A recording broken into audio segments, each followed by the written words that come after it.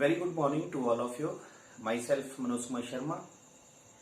हर घर पाठशाला द्वारा आयोजित इस कार्यक्रम के अकाउंटेंसी सब्जेक्ट की ऑनलाइन क्लास में आपका स्वागत है। Today we will discuss accounting equation numerical. इस वीडियो के बाद आप डिफरेंट ट्रांजेक्शन्स का एक व्यवसाय की एसेट्स, लायबिलिटीज और कैपिटल पर क्या प्रभाव पड़ता है ये जान पाएंगे। जैसा कि हमने आपको बताया है कि अकाउंटिंग इक्वेशन जो है वो किसी भी व्यवसाय की एसेट्स, लायबिलिटीज और कैपिटल के बीच रिलेशनशिप्स को बताती है और अकॉर्डिंग टू अकाउंटिंग इक्वेशन जो है वो किसी भी व्यवसाय की एसेट्स जो होती हैं वो उसकी लायबिलिटीज और कैपिटल के बराबर होती हैं। इस अकाउंटिंग इक्वेशन या लेखांकन समीकरण के अनुसार व्यवसाय में जो कोई भी लेन देन होता है उसका व्यवसाय की संपत्तियों, दायित्व और पूंजी पर बराबर इफेक्ट पड़ता है। आज हम एक ऐसा न्यूमेरिकल करेंगे जिसमें किसी व्यवसाय की पहले से ही संपत्तियां जो है वो दी गई हैं, लायबिलिटीज दी गई है और कैपिटल जो है वो ऑलरेडी पहले से दी हुई है। मीन्स एक रनिंग बिजनेस है, एक बिजनेस ऐसा बिजनेस जो पहले से ही चल रहा है। तो लेट वी स्टार्ट। जैसे कि आप देख रहे हैं कि एक ऐसा बिजनेस जिसमें ओपनिंग बैलेंसेस दिए हैं। सबसे पहले ओपनिंग बैलेंसेस मीन इस बिजनेस के पहले से ही एसेट्स हैं, लायबिलिटीज हैं और कैपिटल है।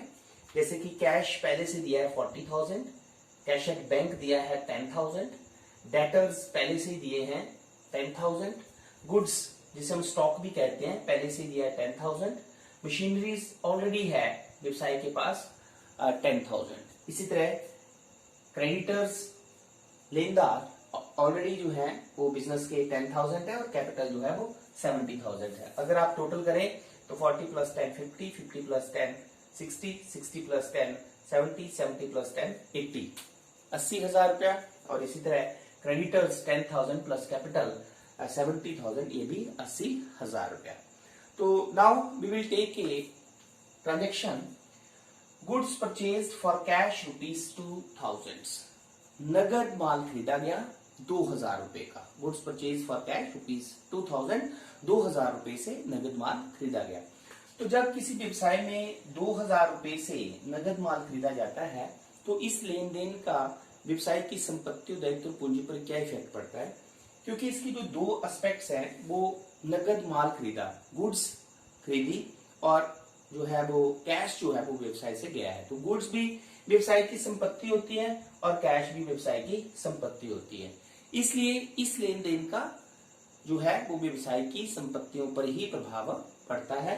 तो आप देख सकते हैं क्योंकि गुड्स जो है वो 2,000 रुपए से खरीदी है, नगद खरीदी है, तो कैश व्यवसाय से गया है तो कैश को 2,000 रुपीज से कम कर देंगे। और दूसरी तरफ क्योंकि गुड्स खरीदी है तो गुड्स क्योंकि ये व्यवसाय की संपत्ति होती है तो गुड्स जो है वो व्यवसाय की बढ़ जाती है। अब इस इक्वेशन के बाद हमारे पास न्यू इक्वेशन अगर हम देखें तो हमारे पास 38,000 रुपया कैश आ गया। कैश एट बैंक में कोई चेंजेस नहीं है, वो 10 का 10,000 रहा। डेटर्स भी कोई चेंजेस नहीं है, 10 का 10,000 रहा।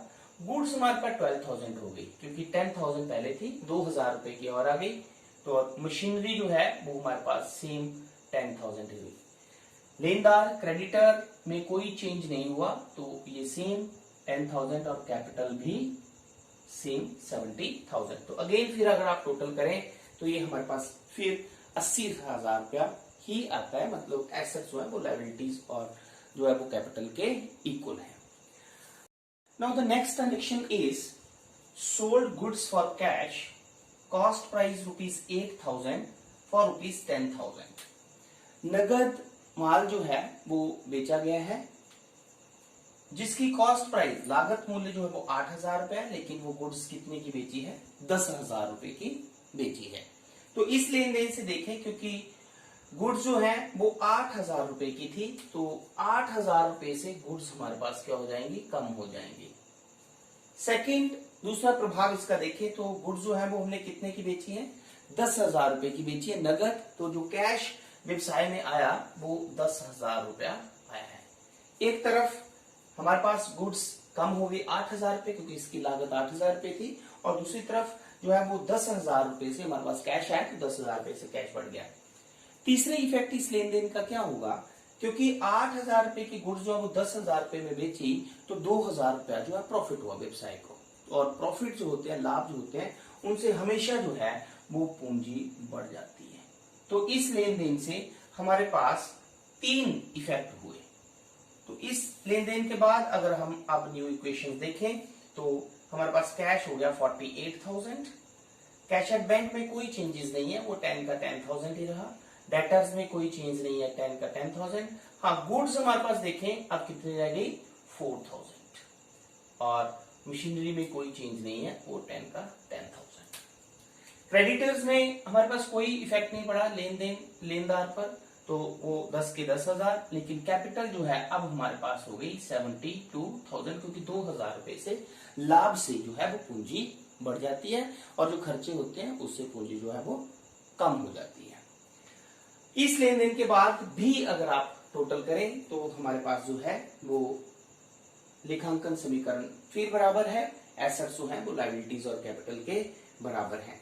48 प्लस 10 58 52,000 प्लस 10 68 68 प्लस 4 72 72 प्लस 10 82,000, और 10,000 plus 72 82,000.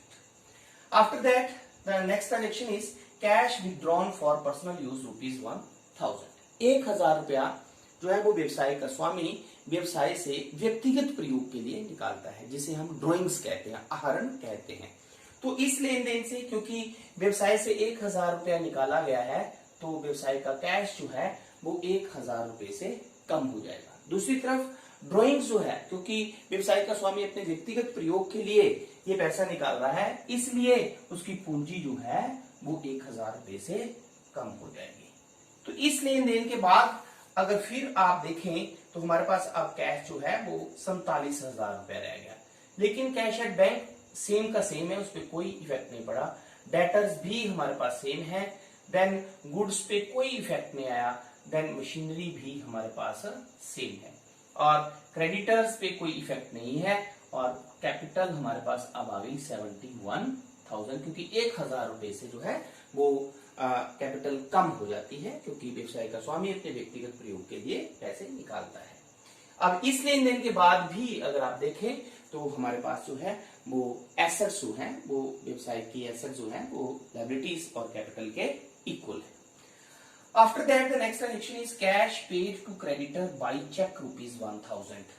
व्यवसाय के जो लेनदार जो थे उनको 1,000 रुपए से चेक द्वारा भुगतान किया गया। तो जब चेक द्वारा भुगतान किया गया तो इससे जो है वो कैश एट बैंक जो है वो, क्योंकि चेक जो होता है वो बैंक में ही जाकर रोकड़ में या कैश में कन्वर्ट किया जा सकता है, तो क्योंकि भुगतान किया गया है तो बैंक में जो हमारा अमाउंट है वो 1,000 रुपए से कम हो जाएगा। और दूसरा इफेक्ट इसका क्या होगा, क्योंकि क्रेडिटर्स को पेमेंट की है इसलिए क्रेडिटर्स भी अब कम हो जाएंगे। तो इस लेन देन के बाद फिर अगर आप देखें तो एसेट्स हमारे पास कैश 47,000 ही रहा, लेकिन अब कैश एट बैंक हमारे पास कितना रहा, 9,000 रुपया, क्योंकि 1,000 रुपए से जो है वो हमने पेमेंट कर दी। डेटर्स कोई चेंज नहीं है हमारे पास, देनदारों के लिए गुड्स भी हमारे पास कोई चेंज नहीं है, और मशीनरी भी हमारे पास कोई चेंज नहीं है, लेकिन अब हमारे पास क्रेडिटर्स जो हैं, क्योंकि 1,000 रुपया हमने पेमेंट कर दी है, तो अब हमारे पास जो क्रेडिटर्स कितने रह गए, 9,000। After that we have the next transaction is rent outstanding ₹1,000। 1,000 रुपया जो है वो रेंट, जो किराया जो है अद्यत है, आउटस्टैंडिंग। अद्यत किराया का मतलब हुआ ऐसा किराया जिसका हमने अभी भुगतान नहीं किया है। तो ऐसा रेंट जिसका हमने अभी भुगतान नहीं किया गया है, तो इससे व्यवसाय का दायित्व बढ़ जाता है, और दायित्व कौन सा बढ़ता है, रेंट आउटस्टैंडिंग लिखेंगे यहाँ पे। एक और लायबिलिटी जो है वो बढ़ गई, कितने से, हमारे पास 1,000 से। तो 1,000 से हमारे पास एक और लायबिलिटीज आ गई व्यवसाय की। दूसरी तरफ क्योंकि एक ऐसा रेंट है जिसका हमने अभी बेनिफिट तो ले लिया है, लेकिन उसका हमने अभी भुगतान नहीं किया हुआ है, तो ये एक एक्सपेंस है, इसलिए जो है वो एक्सपेंसेस से हमेशा जो है वो पूंजी कम हो जाती है। तो इस लेन देन को आप देखें तो इससे हमारे पास व्यवसाय की एसेट्स और लायबिलिटीज पे क्या इफेक्ट पड़ा, कैश पे कोई इफेक्ट नहीं पड़ा, क्योंकि रेंट अभी देना है, हमने दिया नहीं है, तो कैश पे कोई इफेक्ट नहीं पड़ा। कैश एट बैंक सेम का सेम ही रहा। उसी तरह डेटर्स पे कोई चेंज नहीं हुआ, गुड्स हमारे पास सेम की सेम, और मशीनरी हमारे पास सेम की सेम 10,000, एंड देन क्रेडिटर्स हमारे पास 9,000 ही है, लेकिन एक और लायबिलिटीज हमारे पास बढ़ गई जिसका नाम हुआ रेंट आउटस्टैंडिंग, और कैपिटल जो है हमारे पास रह गई 70,000। तो इस तरह से अगर आप फिर देखें तो हमारे पास व्यवसाय की संपत्तियां जो है वो उसके दायित्व और पूंजी के बराबर ही हैं। Now next is accrued commission 500। Accrued commission मतलब हुआ उपार्जित कमीशन जिसे हम बोलते हैं। ऐसा कमीशन जो हमने कमा तो लिया है लेकिन अभी प्राप्त नहीं हुआ है। कमीशन ये the income which is earn but not received.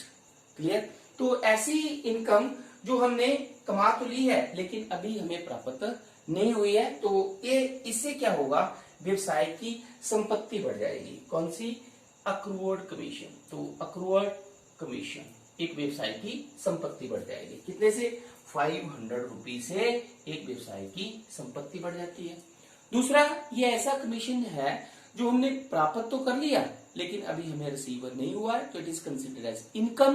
तो इनकम से क्या होता है, हमेशा कैपिटल बढ़ जाती है। तो एक ऐसा अक्रूड कमीशन जिसको हम जो है वो उपार्जित इनकम भी बोलते हैं, उपार्जित कमीशन भी बोलते हैं। तो इससे एक तरफ तो व्यवसाय की संपत्ति बढ़ जाएगी और दूसरी तरफ व्यवसाय की पूंजी भी बढ़ जाएगी। तो इस लेन देन के बाद फिर अगर हम व्यवसाय की एसेट्स को देखें तो कैश हमारे पास कोई इफेक्ट नहीं पड़ा, ये सेम का सेम रहा। ठीक है, बैंक हमारे पास 9,000 सेम। उसी तरह हमारे पास डेटर्स पे कोई चेंज नहीं है, ये भी सेम रहा।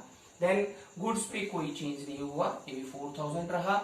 एंड देन एक और मशीनरी पे कोई चेंज नहीं हुआ, 10 की 10,000, और एक और एसेट हमारे पास बढ़ गई, that is accrued commission. And creditors हमारे पास कोई चेंज नहीं है, 9 का 9,000, हाँ 1,000 से रेंट आउटस्टैंडिंग है हमारे पास, और कैपिटल अब हमारे पास हो जाती है 10,500। तो अगर फिर आप टोटल करें तो हमारे पास टोटल जो है वो आप देख सकते हैं 80,500। तो टोटल कर लिया 47 plus 9 56, then 66, then 70, 70 plus 10 80, 80 plus 500 80,500, and 9 plus 1 10, 10 plus 70,500, it is again 80,500. Then after that we have the next transaction is prepaid salary 500. prepaid salary which is paid in advance, ऐसा खर्चा जो हमने पहले ही दे दिया हुआ है। तो जब हमने पहले ही दे दिया है ऐसा खर्चा, तो इससे क्या हो जाएगा, हमारे पास कैश एसेट्स कम हो जाएगी एक तरफ, और दूसरी तरफ क्या होगा, क्योंकि एक ऐसा एक्सपेंस है जो हमने दे दिया हुआ है, it is considered as again asset. तो प्रीपेड सैलरी, तो हमारे पास एक और एसेट जो है वो बढ़ जाएगी। तो इस लेन देन का इफेक्ट जो है हमारे पास दोनों जो है वो एसेट साइड में ही आएंगे। एक तरफ कैश कम हो जाएगा और दूसरी तरफ एक और एसेट जिसे हम प्रीपेड सैलरी कह रहे हैं वो बढ़ जाएगी। तो इस लेन देन के बाद अगर आप देखें तो हमारे पास कैश जो है अब बचा 46,500। बाकी एसेट्स जो है जैसे कि बैंक पे, कैश एट बैंक पे कोई इफेक्ट नहीं पड़ा, देन डेटर्स पे कोई इफेक्ट नहीं पड़ा, देन स्टॉक जिसे हम गुड्स कहते हैं कोई इफेक्ट नहीं पड़ा, देन हमारे पास नेक्स्ट मशीनरी कोई इफेक्ट नहीं पड़ा, अक्रूड कमीशन हमारे पास सेम पहले की पहली, और एक और एसेट जो है जिसे हम प्रीपेड सैलरी कहते हैं ये हमारे पास बढ़ गई, पूर्वदत्त वेतन जिसे हम कहते हैं। देन क्रेडिटर्स हमारे पास कोई चेंजेस नहीं है, इट इज सेम। 1,000 हमारे पास रेंट आउटस्टैंडिंग है, then capital we have 70,500। Then one more adjustment, that is we have depreciation on machinery. It is depreciation on machinery. Machinery पर ह्रास लगा 1,000, मतलब ह्रास डेप्रिसिएशन क्या होता है, ह्रास किसी भी स्थायी संपत्ति के प्रयोग करने से उसके मूल्य में जो कमी आती है उसे हम ह्रास कहते हैं। तो मशीनरी पर ह्रास, मशीनरी को प्रयोग करने से उसकी वैल्यू जो है वो 1000 से कम हो गई। तो इसका इफेक्ट देखें हम, तो एक तो मशीनरी की वैल्यू कम हो जाएगी क्योंकि ह्रास डेप्रिसिएशन जो है वो मशीनरी पे लगी, उसकी वैल्यू कम हो गई। और दूसरा क्योंकि ये एक व्यवसाय के लिए जो है वो एक्सपेंस हुआ, व्यय हुआ, और व्यय से हमेशा कैपिटल क्या कर जाती है, कम हो जाती है। तो इस इक्वेशन के बाद अगर आप देखें तो लास्ट इक्वेशन, इस इक्वेशन के बाद अगर आप देखें हमारे पास cash 46,500, then 9,000 we have cash at bank, debtors हमारे पास सेम 10,000, देन गुड्स हमारे पास 4,000, देन मशीनरी की वैल्यू अब हमारे पास रह गई 9,000 और अक्रूड कमीशन 500 और prepaid salary 500। We have creditors, लेनदार पे कोई चेंजेस नहीं है, and then rent outstanding same 1000 और कैपिटल की वैल्यू जो है हमारे पास आ गई 69,500। तो अगर आप इस इक्वेशंस के बाद देखें कि व्यवसाय की एसेट्स क्या लायबिलिटीज और कैपिटल के इक्वल है, तो आप टोटल कर सकते हैं 46 plus 9 it is 54, 54 plus 10 64, 64 plus 68, 68 plus 9 77, 77 plus 1 80, 77, then 1000 और के 87,500। तो ये भी आप टोटल कर लें तो 9,000 प्लस 1,000 10,000 10 प्लस यस 79,500। तो अगर आप देखें तो प्रत्येक लेन देन के बाद जो है वो एक व्यवसाय की संपत्तियां जो हैं वो उसके दायित्व और पूंजी के बराबर ही आती हैं। तो आई होप कि इस वीडियो के बाद आपको डिफरेंट ट्रांजैक्शंस का और ऐसे क्वेश्चन जिसमें व्यवसाय की एसेट्स पहले से ही दी होती हैं और किस तरह से जो है वो डिफरेंट ट्रांजैक्शंस का व्यवसाय की एसेट्स, लायबिलिटीज और कैपिटल पे इफेक्ट पड़ता है वो आपको समझ में आ गया होगा। Thank you very much.